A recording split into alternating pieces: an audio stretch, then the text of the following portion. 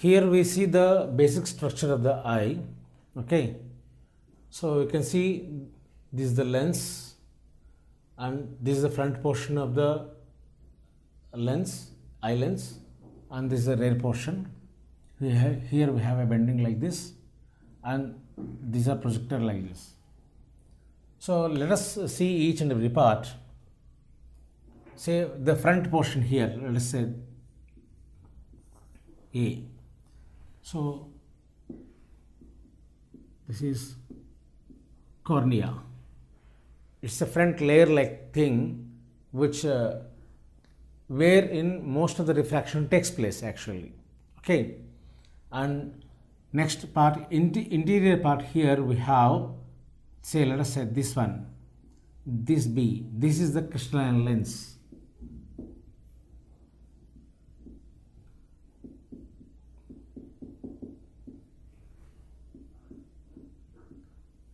You can say this is just the eye lens.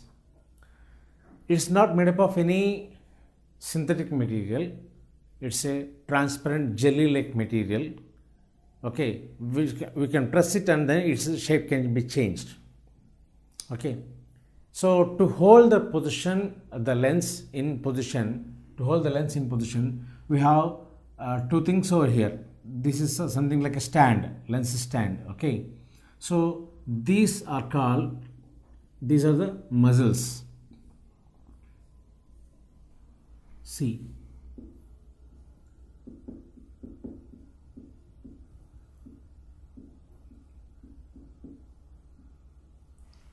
what they do is, the function of the ciliary muscles is to hold the lens in position, and the other important aspect is like they are responsible for changing the focal length of the lens.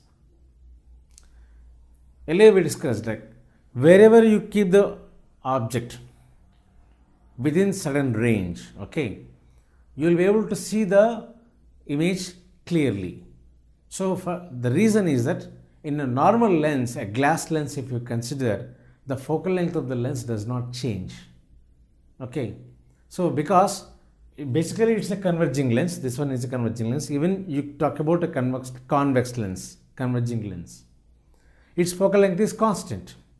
If the object position is changed, in the case of a convex lens, you need to change the position of the screen so as to get a clear image on the screen. Okay, that means you need to change the image distance. But here the image is formed on this particular layer inside the eye, which we'll call it as retina. Okay, so this graded portion here completely, this is retina. So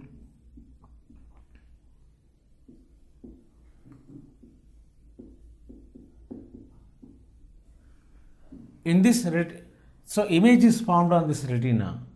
When the position of the object is changed, we cannot change the distance between the lens and the retina, right? The size of the eye is fixed.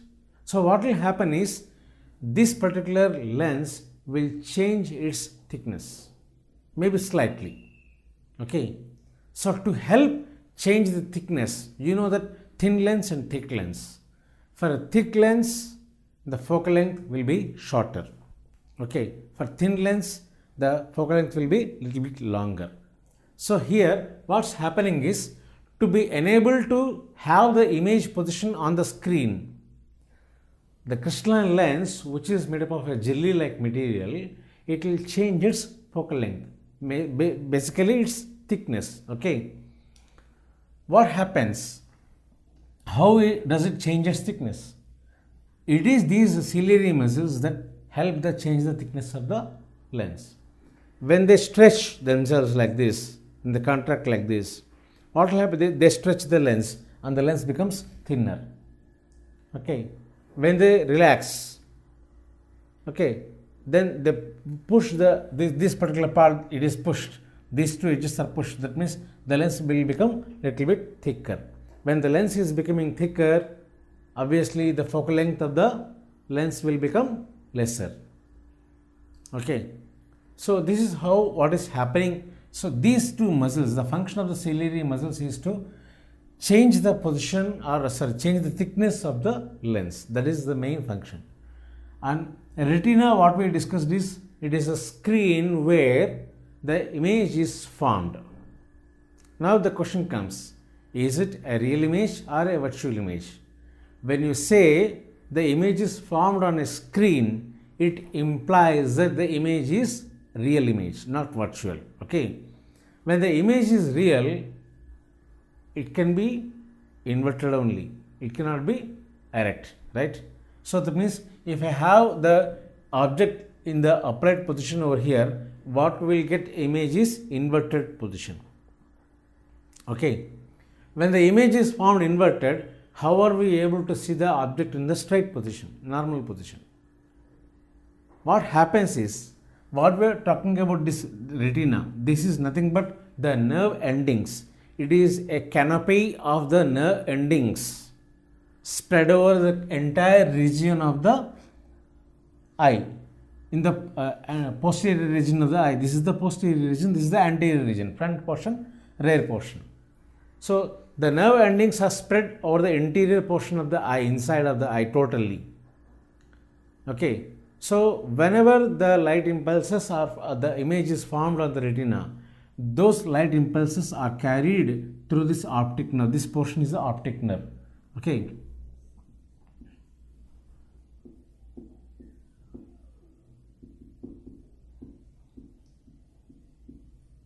This optic nerve carries the image impulses.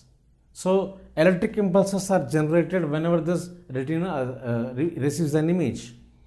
So that image is converted into electrical impulses and then sent to the brain through this optic nerve.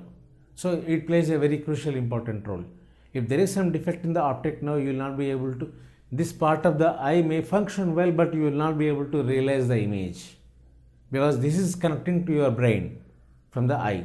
Okay, this is the most, each and every part is playing its role and each and every part is important. We cannot say this, the function of this particular part is less and this function of the other part is greater. Okay. Now here you have this. What about this particular thing here? This portion here is nothing but a diaphragm. What happens? How does this diaphragm help? Did you any time check if you throw light directly into your eyes with the help of a torch and see what happens? You are receiving more light than it can withstand. Say momentarily you switch on the torchlight into your eyes and then take it away. Be very careful, you should not experiment such things. Just for your information I am telling you. Okay. Obviously you should not play such damaging things with laser lights. Very, very dangerous. Okay. Ordinary torchlight or any amount of light. If heavy amount of light is entering your eyes, you will get a glare, right?